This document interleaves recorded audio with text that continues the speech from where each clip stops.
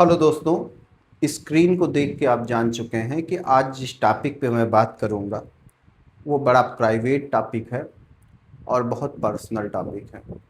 देखिए, पुरुषों में ये समस्या आज के डेट में अगर हम रेशियो की बात करें तो 70% का जो संख्या है, लगभग वो इस समस्या से परेशान है।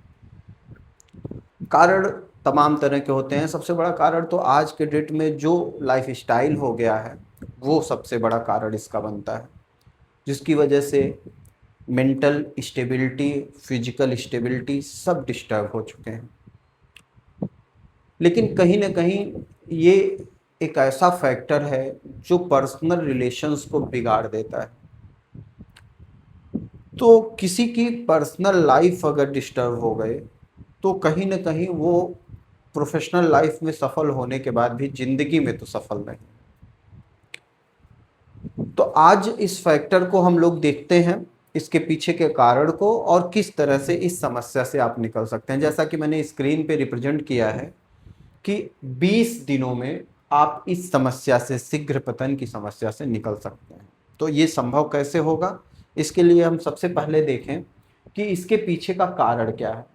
देखिए, कभी भी अगर हम किसी समस्या के पीछे का कारण जान जाए तो उस कारण को अपने लाइफ से निकाल करके उस समस्या से भी निकल सकते हैं। तो शीघ्र पतन जो समस्या है उसके पीछे का कारण क्या होता है? कारण होता है साइकोलॉजिकल फैक्टर, जैसे कि कोई आदमी ज़्यादा स्ट्रेस ले रहा हो, किसी तरह की उसको एंजाइटी हो। अगर ऐसे सिचुएशन में आदमी है तो इस तरह की समस्या देखने को मिलती है। दूसरा जो कारण बनता है वो होता है हार्मोनल इम्बैलेंस।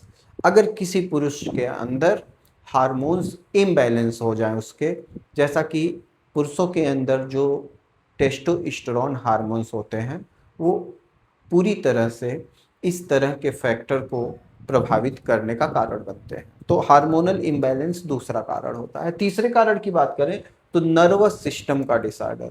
अगर किसी तरह के शरीर में नर्वस सिस्टम डिसऑर्डर दिखाई दे रहा है तो ये फैक्टर लाइफ में देखने को मिलता है।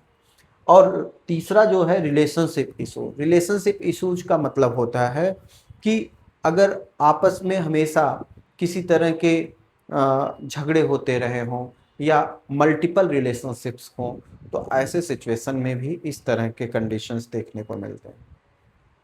अगला है इरेक्टाइल डिसफंक्शन। ये भी इसका एक कारण हो सकता है या इस समस्या का एक पार्ट हो सकता है। और लास्ट है लाइफ स्टाइल, जो कि सबसे बड़ा कारण है। लाइफ स्टाइल में drinking habit, smoking habit, fast food का ज़्यादा खाना और सोने का कोई टाइम ना होना। अगर अच्छी नींद नहीं होगी तो पूरी तरह से ये सारे फैक्टर आ जाएंगे। साइकोलॉजिकल डिसऑर्डर भी आ जाएगा और ये नर्वस सिस्टम डिसऑर्डर भी आ जाएगा। मतलब हर तरह की समस्या आ जाएगी अगर आदमी का जो दिनचर्या है वो डिस्टर्ब हो। तो इन चीज़ों को अगर हम व्यवस्थित कर पाएँ, मेंटेन कर पाएँ तो काफ़ी हद तक हम इस समस्या से निकल सकते हैं। हम स्मोकिंग को कंट्रोल कर सकते हैं, हम ड्रिंकिंग को कंट्रोल कर सकते हैं, हम अपने सोने की आदत को कंट्रोल कर सकते हैं। रात में 9 बजे से 10 बजे तक के बीच में आप सो जाइए, सुबह 6 बजे तक उठिए, पूरी नींद होगी तो आप साइकोलॉजिकली आपका न्यूरो सिस्टम बढ़िया होगा, साइकोलॉजिकली आपके अंदर कोई स्ट्रेस नहीं होगा और धीरे धीरे इस समस्या से आप बाहर निकल सकते हैं। अब बात करते हैं इसको ठीक करने के लिए। तो इसको ठीक करने के लिए आज हम सिर्फ आपको एक मेडिसिन बताएंगे और इस सिंगल एक दवा से आप पूरी तरह इस समस्या से निकल सकते हैं। दवा का नाम है R41, जैसा कि मैंने स्क्रीन पर रिप्रेजेंट कर दिया है। इस दवा को मार्केट से लेना है, डॉक्टर रिक्विक कंपनी की पेटेंट दवा है R41। इसमें कई दवाइयों का कम्बिनेशन है जो मैं अभी आपको बताऊंगा किस तरह से इस समस्या को निकालने में आपकी मदद ये दवा करती है। तो सबसे पहली बात कि आपको क्या करना है, R41 मार्केट से लेना है और 20 बूंद 20 ml पानी में मिला करके सुबह, दोपहर और शाम को कंटिन्यू इसको लेना है। इससे आप देखेंगे कि पूरी तरह से समस्या खत्म होती हुई दिखाई देगी हाँ, अगर हम बात करें कि ये काम कैसे करती है, तो इसका काम करने के लिए इसके अंदर मिली हुई दवाइयों को जानना पड़ेगा। जैसा कि इसमें जो पहली दवा मिली है एसिड फास्ट। एसिड फास्ट का क्या काम होता है? ये मानसिक थकान, कमजोरी और जो यौन इच्छा में कमी आई है उसको ये मेंटेन करता है। दूसरी दवा जो इसमें एग्नस कास्टस है, ये शरीर की जो एनर्जी जो हमेशा कम महसूस होती है उसको ये मेंटेन करने का कोशिश करेगा और नसों की कमजोरी को ये मेंटेन करेगा। तीसरी जो दवाई है चाइना, चाइना का काम होता है कि अगर कोई पेशेंट किसी पुरानी बीमारी में काफ़ी दिन से पड़ा हुआ है और जिसके कारण उसका इम्यून सिस्टम, उसका नर्वस सिस्टम कमज़ोर हो गया हो, तो ऐसे केस में चाइना उसको रिकवर करने का काम करेगी, उसको फिर से एक बार उसके शरीर को रिफ्रेश करके फिर से उस एनर्जी लेवल को मेंटेन करने का काम करेगी। कोनियम की बात करें तो कोनियम ऐसे लोगों में जिसके अंदर चिड़चिड़ापन है और एज फैक्टर, एज बढ़ने के कारण अगर इस तरह की समस्या आ रही है तो एज फैक्टर को ये कहीं ना कहीं मेंटेन करेगा और चिड़चिड़ापन को निकालेगा। चिड़चिड़ापन इसमें एक बहुत बड़ा फैक्टर बनता है, तो उसमें conium is the best medicine.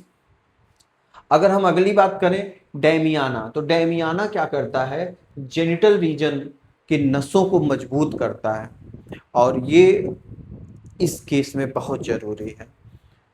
अगर नेक्स्ट मेडिसिन जो इसमें मिली है उसकी बात करें फास्फोरस, तो फास्फोरस नर्वस सिस्टम को मेंटेन करने का काम करता है। सीपिया का काम होता है ज्यादा थकान के कारण एनर्जी में कमी आना, उसको सीपिया मेंटेन करती है। और लास्ट दवा है टेस्टिस।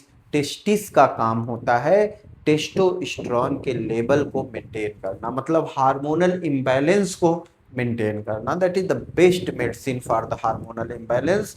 इस दवा का यूज करने से टेस्टोस्टेरोन का जो इम्बैलेंस, मतलब उसका जो मेंटेन लेवल नहीं है वो पूरी तरह से मेंटेन हो जाता है, चीज़ें कंट्रोल में आ जाती हैं। तो इस तरह से इन सारी दवाइयों को मिला करके एक कॉम्बिनेशन तैयार किया जा गया है और उस कॉम्बिनेशन का नाम है R41। तो आप इतनी दवाइयों को लेने के बजाय एक दवा उठाइए और उसको 20 बूंद तीनों टाइम 20 ml पानी में ले करके देखिए, आपकी ये समस्या पूरी तरह से खत्म हो जाएगी। जहाँ तक कि मैंने अपने प्रैक्टिस में देखा 80 to 90% केसेस इस समस्या से पूरी तरह निकल चुके हैं और सिर्फ इसी एक सिंगल दवा से। तो हम उम्मीद करते हैं कि आप इस समस्या से पूरी तरह निकल जाएंगे। फिर भी हम आपको ये कहेंगे कि कभी भी कोई भी दवा लेने से पहले अपने नज़दीकी किसी अच्छे डॉक्टर से ज़रूर परामर्श लें। दवाइयाँ नॉलेज के लिए तो अच्छी बात है, ना तो इनका कोई साइड इफ़ेक्ट देखने को मिलता है, फिर भी दवा कभी भी लेने से पहले एक कुशल चिकित्सक से परामर्श लेना बहुत ज़रूरी है। अगर किसी तरह का कोई भी सलाह आप हमसे या हमारी टीम से लेना चाहते हैं तो मैंने अपने संस्था का नाम और मोबाइल नंबर स्क्रीन पे शेयर कर दिया है। हमारी दवाइयाँ ऑल ओवर इंडिया बल्कि विदेशों में भी कुरियर के माध्यम से भेजी जाती हैं। अगर आपकी किसी भी समस्या से निकलने में मैं आपकी मदद कर पाऊंगा तो मुझे बहुत खुशी होगी। Thank you very much.